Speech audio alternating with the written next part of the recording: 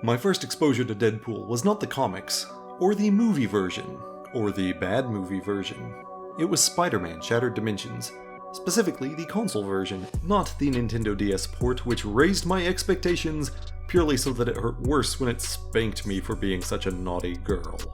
Deadpool was the villain for one of Ultimate Spider-Man's levels, where he was hosting a reality TV fight club on an old oil rig to force Spider-Man to compete for the level's MacGuffin. The finer details are technically less relevant for today than the broader picture though. In a game that already had a pretty sharp sense of humor, Wade Wilson was unambiguously the funniest part. Nolan North's impeccable delivery, don't watch his channel, and legitimately well-written gags have lived in the back of my brain incessantly for 14 years now. And remember, viewers, I'm available for Black Ops missions, assassinations, and birthday parties! Further, his medium awareness was something I had not seen in a character quite like him by that point as a teenager. If you leave his level paused for too long, for example, he starts throwing out deliberately dumb jokes, making fun of you for leaving him waiting. At the time, I didn't have any context for the fact that this appearance was designed to, bluntly, correct how bad the Ultimate Universe version of Deadpool was prior to this depiction. This putting him in line with his original counterpart. These days, Deadpool is a bit more high profile than when I first discovered him in 2010. A lot of gamers, roughly my age, actually discovered him thanks to his role in LEGO Marvel Superheroes, also voiced, still impeccably, by Nolan North. Don't watch it. To say nothing of how his 2016 movie and its sequel skyrocketed him into mainstream popularity. Those films certainly made a few bucks at the box office, to say the least. While some of his detractors might find his incessant joking more obnoxious than charming, no doubt in small part to certain projects or appearances, trying to cash in on the trend with all of the grace and nuance of corporations discovering oil conveniently located beneath convenient defenseless poor people properties, I think Deadpool is a more interesting character beyond just tee-hee funny, and specifically is deeply interesting in a way that wouldn't work without the tee-hee funny.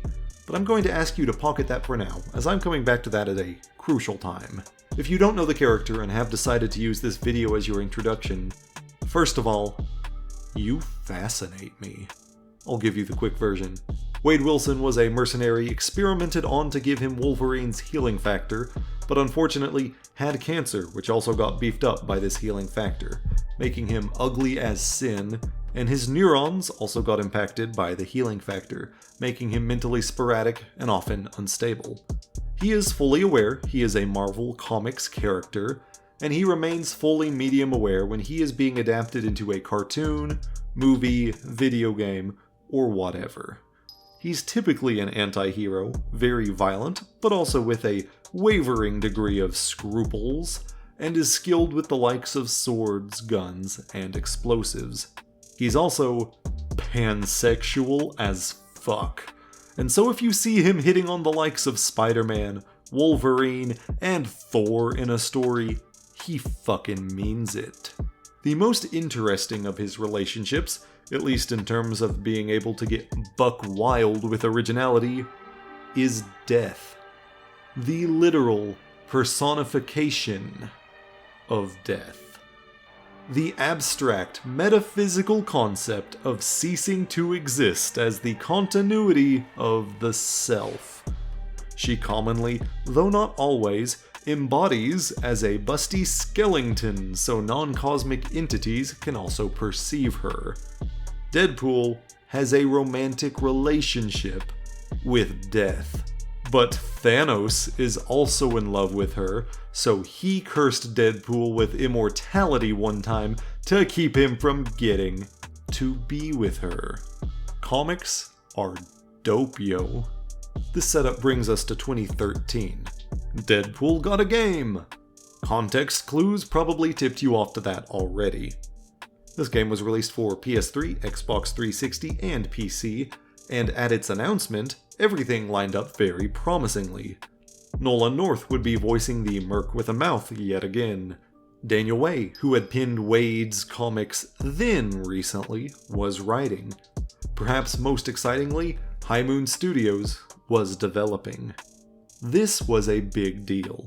At the time, they were highly regarded for their Transformers games, specifically War 4 and Fall of Cybertron, which were like Arkhamverse tier great licensed games. Things got rockier from there. I'm not even talking about game quality or anything like that just yet, I'll get into that shortly. I'm just talking about being able to buy the fucking game. Deadpool 2013 is one of the best arguments for owning physical copies of your games, as well as the frailty of releasing art under capitalism's very unwieldy rules. This game released in June 2013. In 2014, Activision lost the Marvel license, and all of said games were delisted from digital storefronts. That's a meager 6 months this one was available. There was eventually some sort of arrangement reached to release a next-gen port for PS4 and Xbox One in 2015, the PS4 footage being used here, but in 2017, those licensing issues flared back up and it was yet again delisted. 2 years is technically better than 6 months. I suppose I'll grant it that. So, if you can actually get a hold of a copy to play the game, you'll see very quickly that this is a linear character action game, the type of which was very commonplace during its original generation. Gameplay is a mix of hack and slash melee combat and third-person shooting, with minor stealth and very minor third-person platforming. There is technically a story about Mr. Sinister planning to do something bad to the entire world, with a few X-Men teaming up with Deadpool to save the day, but that doesn't exactly matter as much as the meta-plot of Deadpool getting to star in his own game, complete with all of the gags and shenanigans one would expect of the character. In fact, getting down to brass tacks, this product is unambiguously gags and shenanigans first, with all other details of being a game and telling a story relegated to second and a distant third, respectively. I will give those elements their fair shake, but first and foremost, for my priorities, a game needs to be a game. Interacting within the world that was created is the obvious difference between this and just putting out some straight-to-consumer animation with a bunch of similar gags. No matter what else I say here, no matter how much deeper I delve into those specifics, do not mistake me. The biggest, most glaring, and bluntly most nearly insurmountable issue this game faces is that Deadpool 2013 is plagued by some of the most generic, uninspired, and mediocre to a fault game design I have ever seen at its core level. The baseline for these mechanics could not be trying less to just be a video game. If I told bootleg AI to program a game to be barely passable enough. Melee has a light attack, a heavy attack, a counter, and a dodge in the form of Deadpool's teleporter. It has the kind of combos where there are technically specific sets of inputs you can do, alternating between light and heavy, where you're just going to end up spamming on the two somewhat at random as it will be indistinguishable from memorizing any actual inputs. There's also simply too much all lumped in on the circle button, or the B button if you're playing on Xbox. It is the teleport, but also the counter, but also takedown executions when those rarely became available on enemies. If a takedown prompt popped up on screen, it was a genuine crapshoot which outcome was going to happen. While you are fighting, momentum meters build up for you to do your special moves, a trend that feels a bit overdone in action games I've seen in recent years, though DP did predate this trend by a bit. Shooting itself is barely more than aiming and pulling the trigger. It's not especially responsive or punchy in any way that would actually allow it to feel impactful. Taking any sort of cover is just standing behind something on the occasions there is something to stand behind, and the mid-level amount of auto-aim really causes as much irritation as it does benefit. In theory, aiming and not moving the camera while over someone will stay locked onto them, though that means you can't aim for deliberate headshots without losing that lock-on, but trying to just free aim regardless also shows the feeble nature of the accuracy in this game, with lock-on being just strong enough it keeps pulling you back to center of mass anyway. Flying enemies will necessitate using lock-on to reliably hit them, as you can either just hold down auto-aim and fire until they die, or you can miss. This all takes way too long with most guns, even upgraded, and unfortunately, this is a trend. Melee is not really any better in that regard. It doesn't take very long in the game for most enemies to get too damage spongy to be fun. Even the heaviest weapons, the hammers, fully upgraded, with this very misleading image, do not quite deal enough damage by the end to feel powerful, though I'd still recommend equipping them compared to the alternatives of katanas or sai, which trade away damage for being faster and have the option of inflicting bleeding damage which just never gets apparent enough to be worthwhile. There are also throwable items, grenades, flashbangs, mines, and bear traps with predictable effects. And while these thankfully all work pretty well, limited consumables are not enough to make the rest feel like anything more than graphic violence busywork. Whenever elite enemies, especially the brutes, came along, I died a little inside at the slog combat was about to become.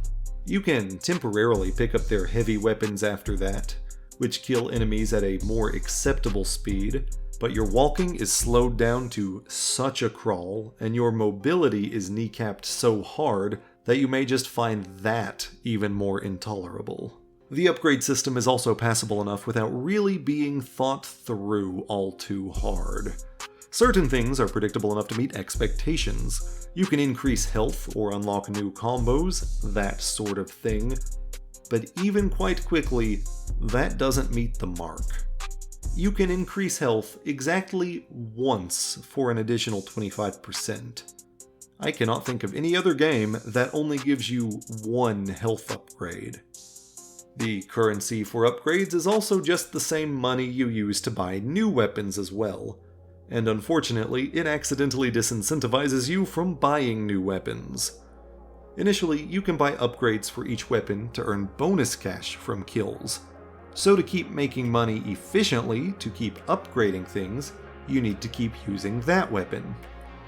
You also cannot just farm money with one weapon and pour that cash into the others when ready to switch, because upgrades for each weapon only unlock with kills specifically from that weapon.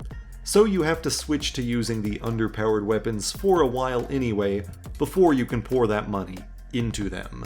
Combo upgrades, including special moves, also do not carry between weapons, so you will have more special momentum attacks on your old gear and fewer when you switch to something new. It railroads you into using weaker options, which cost you quite a lot to unlock in the first place, making it very tempting to just stick to what you already have. I usually rage against too many currencies in a game, but if there were a second currency just for unlocking weapons and gear instead of taking resources away from the upgrades, it would be less painful. At the heart of it, the normal gameplay really just betrays a lack of inspiration. High Moon feels like it was just checking the required boxes. None of it is very impactful. This even shows in the violence itself. It just sort of happens around you without feeling weighty. If you're trying to make fun or badass over-the-top violence, you have to be more specific than everything flopping into red bursts without variety. Likewise, Deadpool also takes visible injury, which heals back over time, but not in any distinct or discernible way. He's just more unclothed and unskinned for a bit, and then he isn't again. The strongest counterpoint against the game's failures is, appropriately, how Wolverine's own game succeeded 4 years earlier, outclassing Deadpool even with the latter's wasted advantage of time's advance. X-Men Origins Wolverine was rather similar, a linear character action game more concerned with the actionized brand at the helm than pushing the medium somewhere new. And it is still one of the most beloved superhero games you can find amongst its following. Progression started with Wolverine showing the efficacy of having the superpower of dismemberment, and built up to even more stylish ways to turn mercenaries into deli meat. Enemies don't really get egregiously tankier later in the game, they simply introduce new tactics to try and avoid tissue reallocation at the hands of a particularly hairy ceiling fan, as long as they futilely can. The violence Wolverine dishes is varied, as a body pounced on will bleed differently than a body thrown into spikes, or a body Canadian pureed.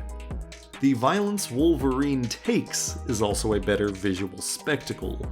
Clothes tear away, as does skin, but then there are actual organs underneath there, giving a better show of damage and regeneration.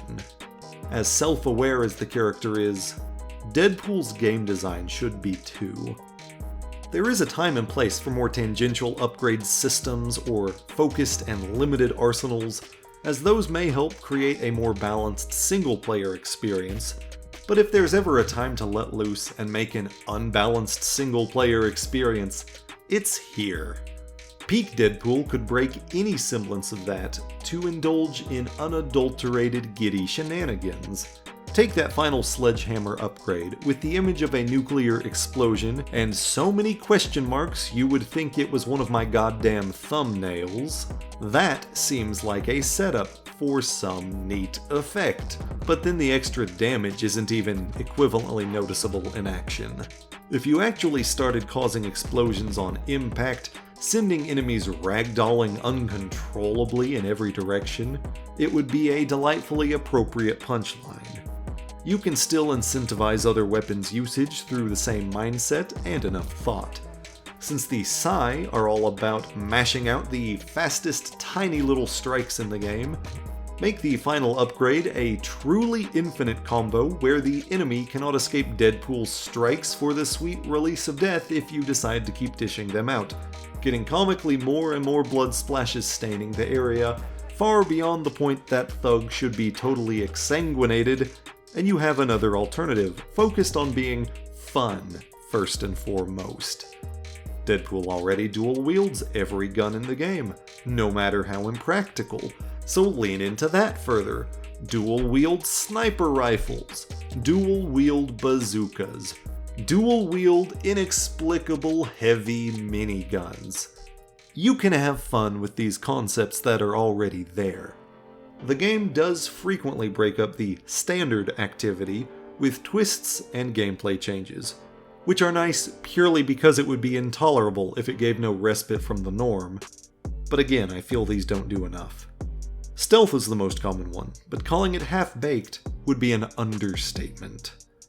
This cannot happen just anywhere, only in specific places where someone clearly already has their back turned to you, and you can either take them out with melee, where you will see the same handful of overly long animations for each weapon on repeat, or you can take them out with your guns, which will give away your position and turn everything into a normal combat encounter. There need to be significantly more unique and far more comical animations to make these worthwhile comedically.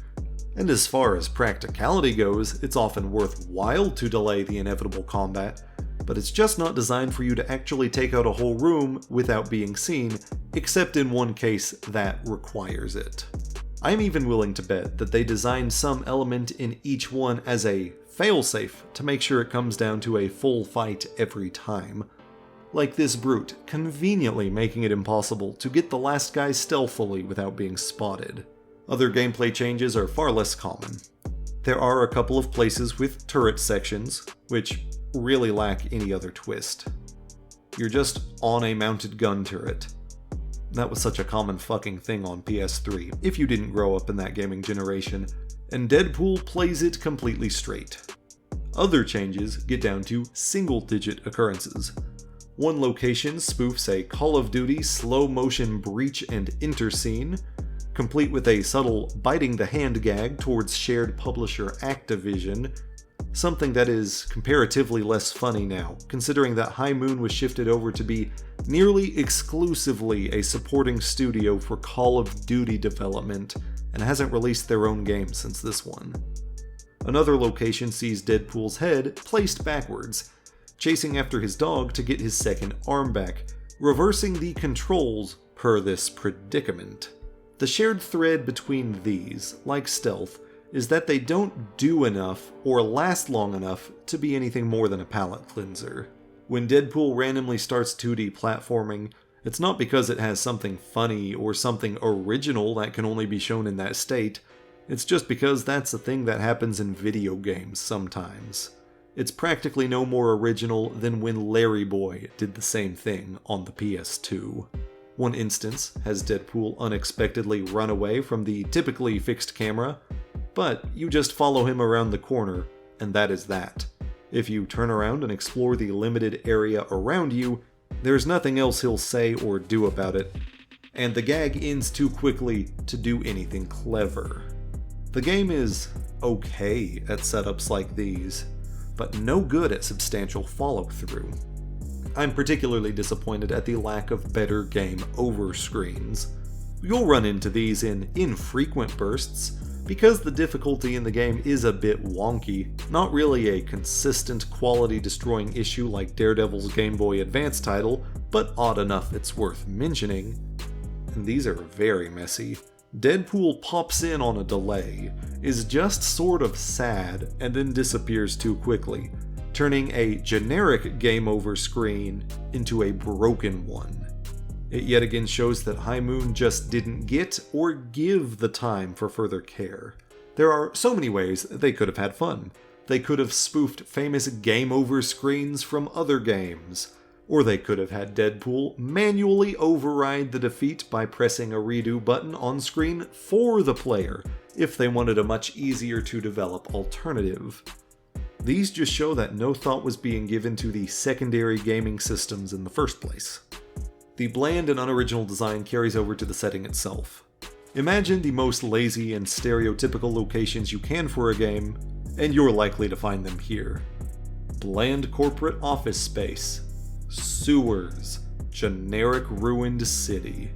Most of the game takes place in Genosha, a place with much larger significance and heavier tragedy in the X-Men mythos, but it never really capitalizes on that potential. I know you are shocked. It certainly looks okay, typically, excluding the dog who is disturbingly under-textured, but it was never a graphical masterpiece by any stretch. Some character designs are pretty nice.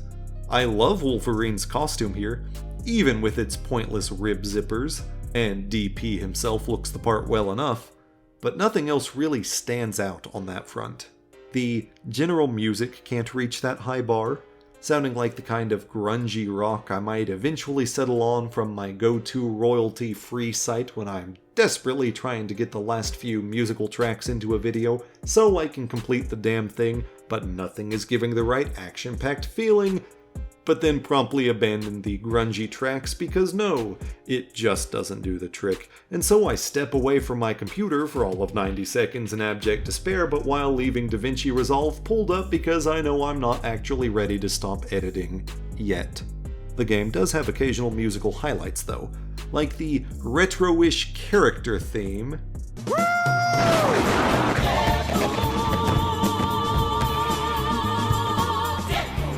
or Cable's catchy bio song. So as a game, it falls a little bit flat, when it is even working.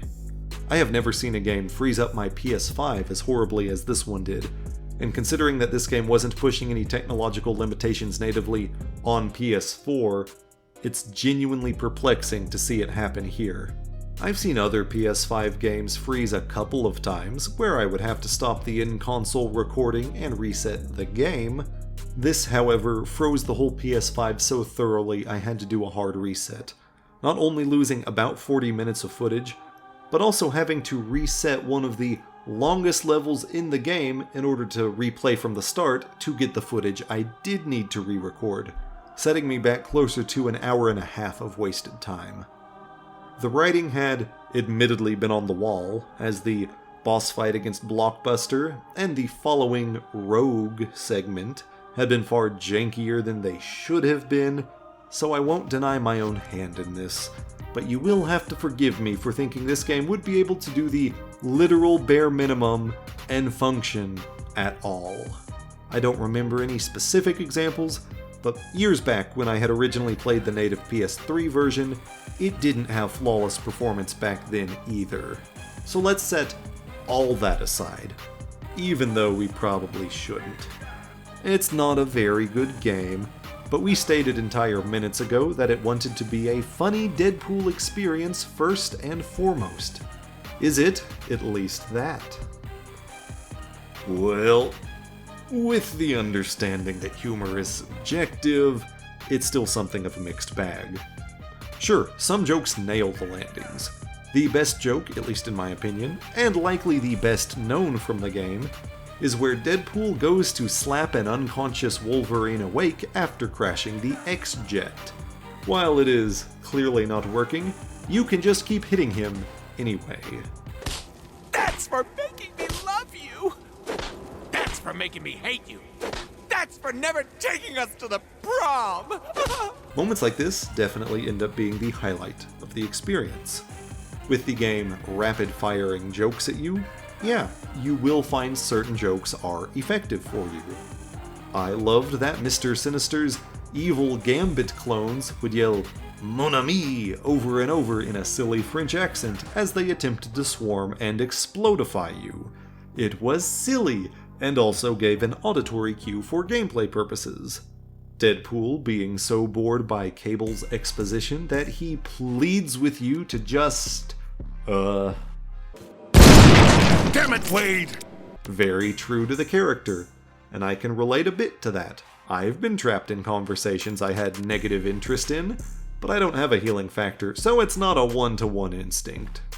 I think a lot of the humor is just not going to be funny, or at least not funny enough for most people though. A lot of it has not aged well. And I don't even necessarily mean in the sense of how social standards have changed in the intervening decade yet. I mean that a lot of the humor is well past the sell-by date. There's such a heavy degree of internet random lolcat meme humor that did not remain relevant for very long. The genuinely bizarre aping of the annoying orange made me speedrun every stage of grief in record time. The game's heavy references to social media are but sour milk in a landscape where these sites have not only heavily changed, but the more apparent damages they have done to cultural discourse are far more well known to even less cynical scrutiny. The game makes several cracks at the developer's expense, threatening crunch and budgetary issues, as well as Deadpool literally coercing their labor under threat of harm.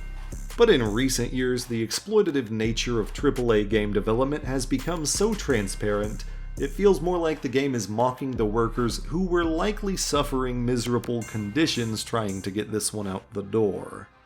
Even Deadpool's own mythos has moved on in a way that just dampens this game.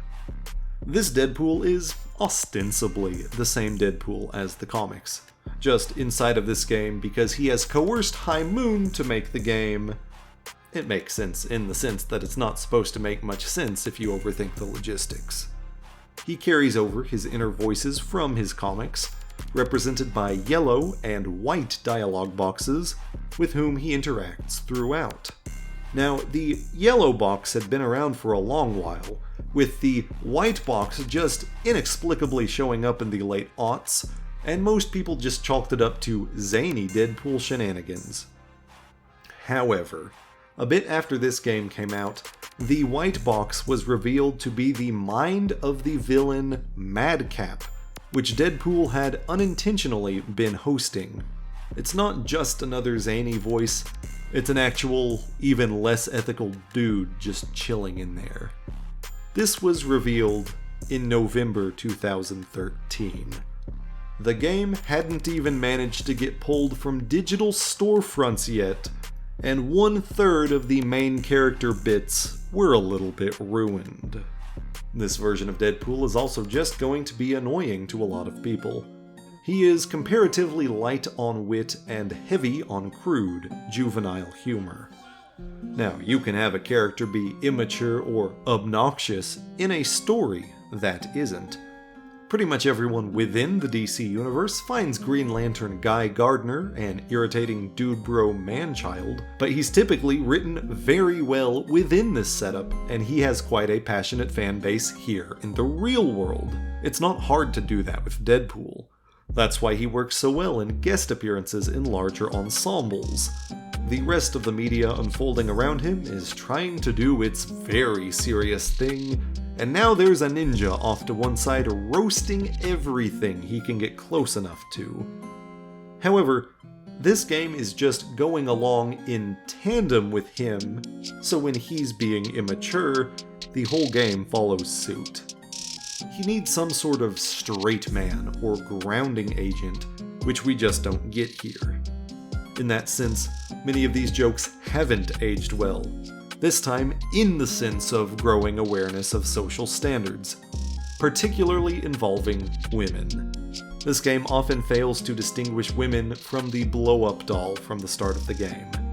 It's not even justified with the flimsy excuse I've seen that Deadpool the character is the one being sexist, as the game is unwilling to actually challenge anything Deadpool already thinks and feels here, meaning this argument needs the kind of special pleading normally reserved for Frank Turek. Every civilian woman here is cookie-cut from the same busty bikini babe model, and every named hero or villain woman is primarily there for Deadpool to desire carnal spelunking towards. The game nearly lampshades that it is doing this, in one scene where two of the otherwise copy-paste women start to discuss the stereotyping, but that's boring, so Deadpool is instantly asleep, and their dialogue turns into blah blah blah blah blah, which feels more like it's mocking the critique in lieu of acknowledging the points raised. Sure, sometimes women slap him for being horny or creepy or just gross, but physical violence towards the character doesn't balance out the game pushing these depictions in the first place. The game pretends Deadpool's actually in charge here, but he isn't real. He is a fictional character. You can't blame the creation for the whims of the creator. Unless, again, you're using the kind of special pleading normally reserved for Frank Turek. Even setting that aside, which I need to stop doing, I'm running out of room for things over there. This game suffers from the problem of many Spider-Man games, where he will spout out certain quips repeatedly throughout the gameplay the whole runtime, and you'll just have to listen to those far beyond the point of enjoyment. So even if you're a horny gamer-gator who loves the fart jokes and bouncing boobies, you'll still manage to get irritated at something. Likewise, Deadpool harps on about this being the best game ever, but in between bursts of such mediocre gameplay, it's so self-filleting that it manages to feel even less self-aware than the bad version of Deadpool with a sewn-shut mouth. And all of that is a genuine shame. Projects like this should be a way to get newcomers interested in the property. Look at how many people started loving Killer Moth after he had a character bio and a single riddle and literally nothing else in Arkham Asylum. Deadpool is already the most clever ploy to introduce postmodernism to normies. This should be a great way to get people into further X-Men stories, but it's all just wasted.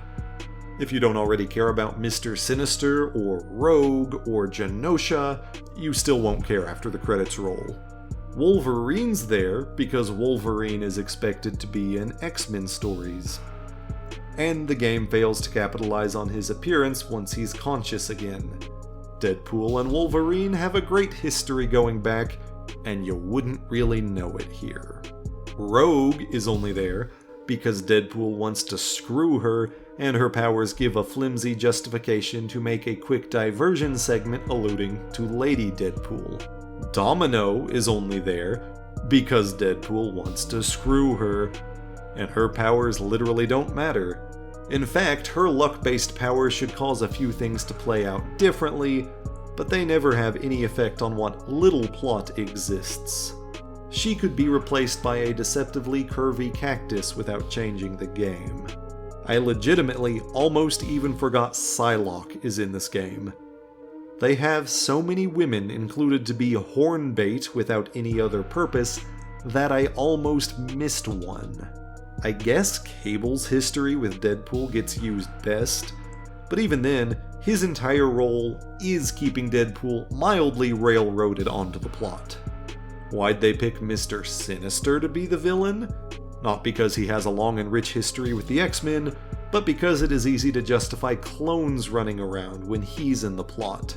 His lackeys, Arclight, Vertigo, and Blockbuster, were picked because they are C-list enough you can unceremoniously kill them off throughout without really ruffling many feathers, and then you can inexplicably resurrect them at the end for a genuinely sloppy final boss fight setup in lieu of new mechanics. But the character that is most wasted is Deadpool. When Deadpool is firing on all cylinders, he's not just some meme clown. He's a sad clown. He is the joke about Pagliacci going in to see the doctor. Deadpool is so funny and outgoing because he knows personal tragedy far too well. Genuinely, it's the element I think his movie's best understood. He knows his face is perpetually marred by his cancer and his healing factor. He knows his mind is constantly on the razor's edge above being a total nutcase. He knows he can't be with the love of his life because it is literally, cosmically impossible. And not only does he know these things for all of the in-universe reasons, he knows it for all of the real-world reasons too. This is a character who is burdened by the fact that he knows he is not real. He doesn't have to be funny. He chooses to be funny because he knows exactly what it means to be serious. Sure, you can ask if he really has that choice since someone else is always writing him. It's postmodernism, it's metafiction, it encourages these kinds of topics. Free will is a myth anyway, but the game utterly fails to get there. It utterly fails to get anywhere interesting. It even rejects embracing that little bit of depth, taunting me with elements hinting that it knows people out here like the tragedy amidst the comedy.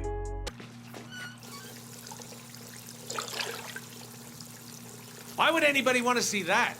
I sure as hell don't. Why do they think I wear a goddamn mask? Hope this game doesn't, try to do the whole tragedy behind the comedy thing. It even goes there again later. When Death has Deadpool going through a carnival shooting minigame, it sort of makes sense in context, which gradually morphs into the horrors of the experiment that made him this way, and then a visual representation of Wade's fractured psyche circled by his personal demons, which simply cannot be overcome. Though that might be because of the shitty controls, but I like the symbolic nature regardless. However, as soon as you recognize the glimpse of something more, it's gone, as fleeting and impermanent as the inexplicable growing and shrinking puzzle, too simple to actually be a puzzle, and the remedial minecart segment poorly spoofing Temple of Doom. There's also an odd little moment that goes out of its way to reject the queerness of the character. So, what are the chances I could get some play here? Ew, go away. We're not into dudes. Me neither, sweet cheeks. That means we got something in common. I shouldn't be so surprised at a game from the 2010s for it, but it has a little bit of a sting to it. Beyond just the obvious fetishization of lesbians and all of the disregard for another human's expressed desires such fetishization entails, please listen when people clearly communicate their wants or boundaries, folks.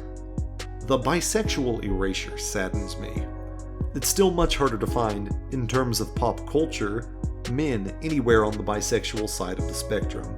and the fact that Deadpool is usually just so openly and unabashedly pan is wonderful to see. Sure, like most queer characters, it's a rocky road in his history. Co-creator Fabian Nicieza has some pretty questionable statements claiming his appearances of multiple sexual attractions are because his, quote, brain cells are in constant flux. He can be gay one minute, hetero the next, etc. My dude, that makes it sound like you're lumping his sexuality in with his mental illness. That's not cool, even with a little "all are valid" you slapped at the end of the quote to try and lazily appease everybody. That's also a lot of words to avoid acknowledging pansexuality. Call me cynical, but when you work overtime to beat around the bush like that, I'm going to assume you're predisposed to pretending the bush isn't valid. Basic pattern recognition points to bisexual erasure, as many times as I've had to see this shit. Thankfully, other writers haven't been so weird about it. I found one panel all the way back from 1996 in X-Force, where Jeff Loeb has him cracking wise about how pleasant going both ways is, and there are examples of him making a fool out of himself over his crushes, like this one involving Thor from 2010, 3 years before this game, just to curb potential complaints of people whining that he only went woke in recent years. At the end of the day, I could almost certainly keep harping on about all the ways this game is a disappointment. I could highlight the waste that is having challenge maps in a game where combat makes me want to stop playing, or how bafflingly they included alternate costumes, which can only be selected in extraordinarily specific modes in each map without being available literally anywhere else. Also, you can't even choose which costume to use in which map. It's preset to those very specific modes. I could point out how illiterately the game conflates big explosions with an increased budget, even though that joke only makes sense in live action and not in a medium where you can render explosions with relative ease. I could mock the way gun counters and executions still shoot normally, even when you're all out of ammo.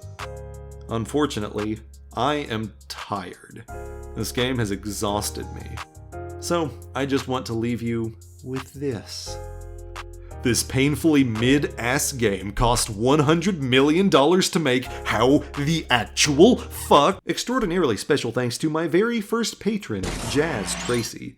If you want to see yourself represented up here, you can support me over on Patreon starting at $1 a month. I'm working on having some exclusive video content on there as well in the near future, and playing around with additional wards that aren't quite ready for discussion yet, though I will keep you updated as soon as those are ready to roll out.